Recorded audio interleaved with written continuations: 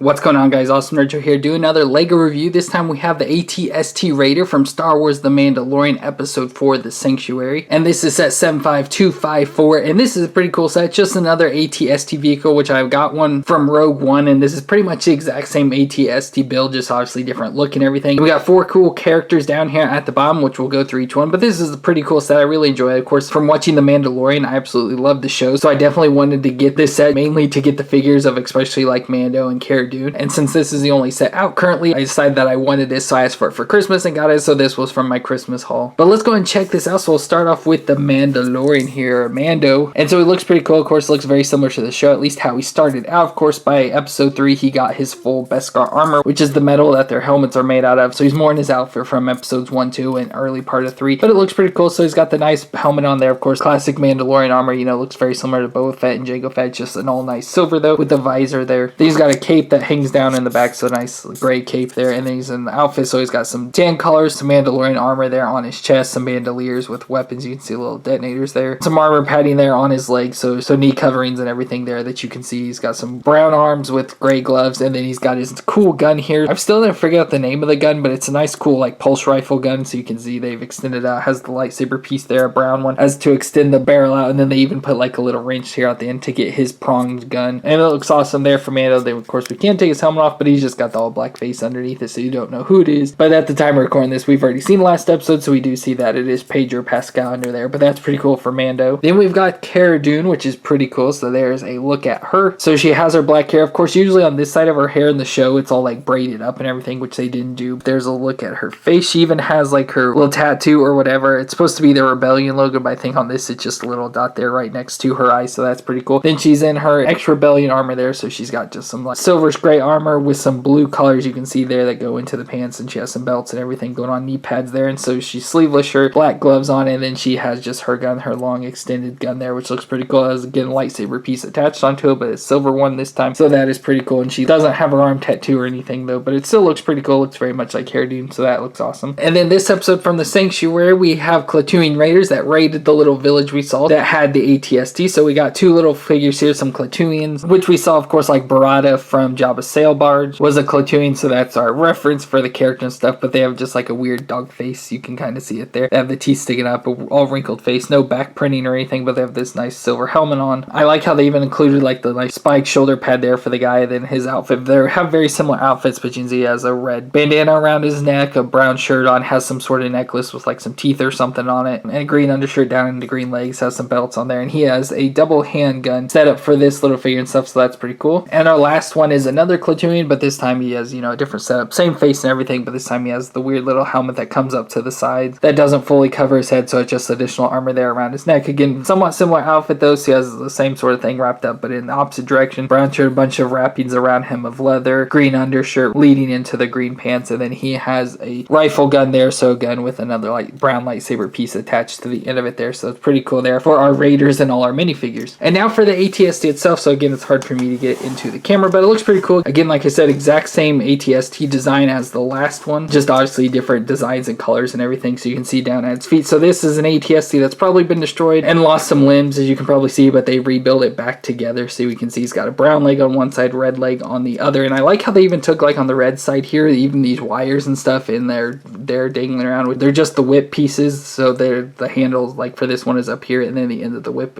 goes into the spot there. So I like how they took those whips and just use them as wires and stuff. It looks pretty cool. I like that additional detail onto them. And then of course their legs, so they do have some sort of movement. You can bend right here at this back joint is really the only place you can get movement though. You can just really get those on both sides, so not a whole lot of movement there, but it does have some. And then this side, as you can see, is just brown, so it's just very similar to the other side with red, but brown this time. And it just goes all the way up to the bottom here, where again it's all brown, so it looks like they've probably taken, modified, and put pieces together, random pieces and everything to build this up, which leads us to our little function here. So we have a little twist here, so it spins the head of the AT-ST around, so you can twist it side to side. So that's always a fun, cool little thing, just to get it twist around back and forth, so you can just, you know, act like there's something in it. It's like trying to shoot all the people around. And then another cool thing is I like again how they've added in like these paint roller pieces, so they look like wiring and stuff. They've had them on a couple sets now, so I like how it's just, you know, included in there. Like I said, just looks like wiring and everything. Looks pretty cool. And that leads to the AT-ST head, so it looks very like a standard AT-ST head, not very many different colors or anything, so like I said, they probably salvaged the head. So we got some guns here on the side, some guns obviously can rotate around. I like the stickers of like the stripes and everything on it. As you can see there on the gun, on the side of the head, and then right there in the front. Then of course has the little front cannons there, then the additional cannon there on the side, the big blaster. Looks cool as always. We have the little visor things here on the front that can move around and like kind of close and stuff, close off the vision for the pilots. And of course we see in the episode that Cara ends up shooting it. It kind of gets the AT-ST to do what they want. But we have those little visor flaps there. The door opens on the top, so that's obviously how the people get in and out of the AT-ST, going in through the little door flap there. But then if you want to put the minifigure in, the actual door completely opens up to reveal the inside. And I like the whole stuff with the green and everything and the browns all on the inside. And we even have the little control panel there with like a targeting thing and stuff. So it's nice and cool. It has a little gun storage, but obviously not much more than that. You just put one person inside of there to control it. And then the sides do